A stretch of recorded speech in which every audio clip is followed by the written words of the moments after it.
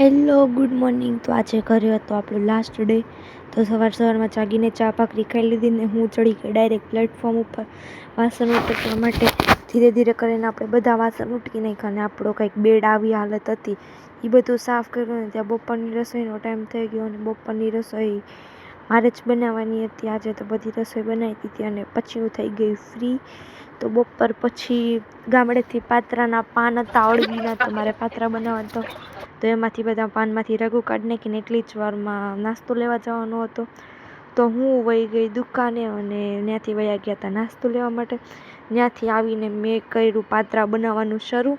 તો પાત્રા બનાવતી હતી તો મારી કંઈક રસોડાની હાલતને આવી કરી હતી, પણ કાંઈ નહીં, મેં 5 મિનિટમાં બધું સાફ હતું ને કરી નાખ્યું હતું. ફટાફટ સાફ થઈ ગયું ને આપણા પાત્રાએ રેડી હતા ને 5 મિનિટ હતી ને ત્યાં રાતનું જમવાનું હતું.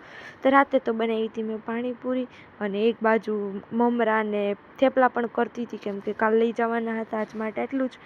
Bye bye.